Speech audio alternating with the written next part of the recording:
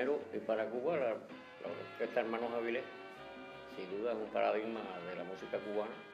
Bueno, esta orquesta surge en el año 1882, digamos en medio de la guerra de independencia.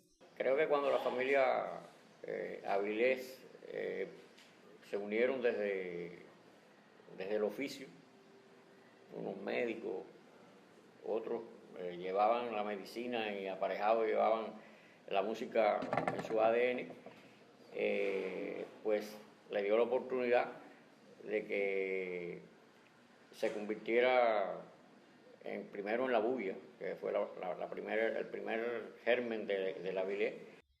En los años 20, ya la orquesta estaba formada por Avilés, sus hijos, que no eran pocos, 14, y ya tenían una sonoridad más o menos como de una típica charanga. En los años 30, pues ya se hace una jazz band, que era el sonido de la época, tomando en cuenta aquellas bandas de Estados Unidos, esa transculturación y esa influencia tan grande que tenía la orquesta de Estados Unidos aquí en Cuba.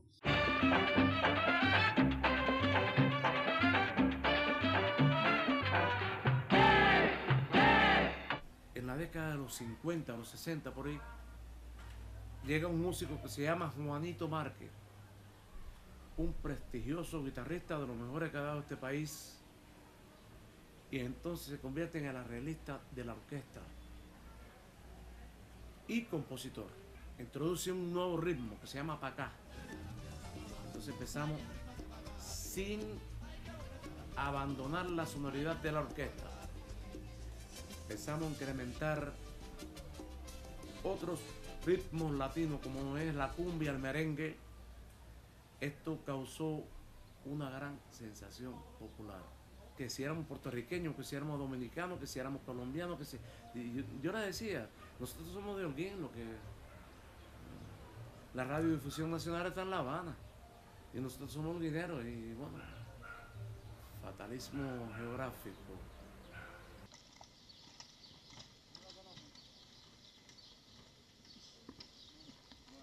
La conozco, pero de referencia, porque es una orquesta que no tiene muchos años de fundada, pero no le dan la promoción que tienen que dar. Como prácticamente no se oye, la Avilés prácticamente no existe. Y es una lástima, porque es la orquesta más veterana de Cuba. Es la insignia. Es la insignia. Es cuando los mambises, no sé por qué.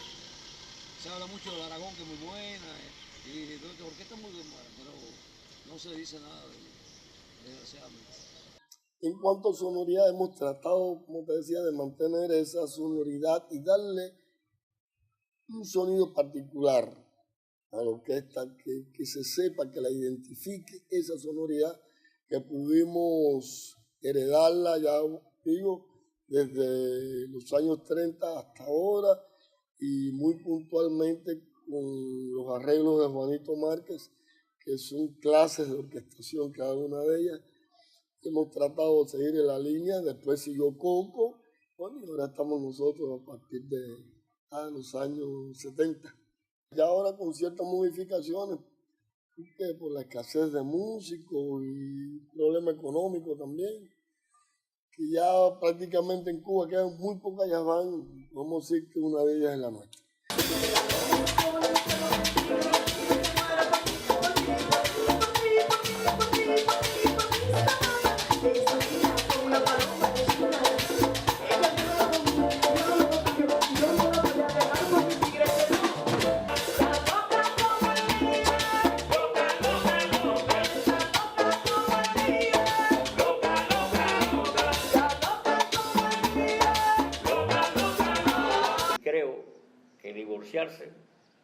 De dejar de ser jazz band, de dejar de defender los géneros, eso que le hicieron grande,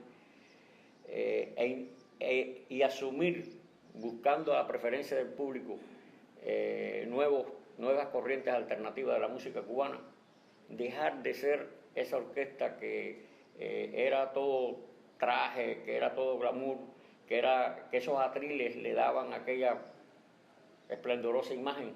Me parece que que no es el camino. Nosotros no queremos que sea una pieza de museo, lo que está acá. Queremos que tenga una sonoridad actual que le gusta a la gente, más por su sonido, por su música, por lo que hace, y que aparejado a eso esté su historia, una historia que la quieran.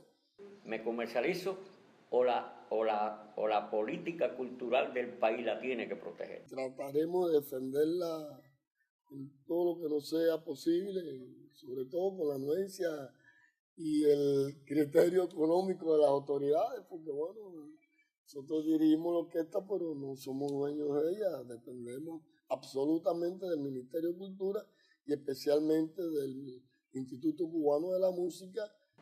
No hay otro pretexto que pensar de que la historia de Avilés es la propia historia de la patria.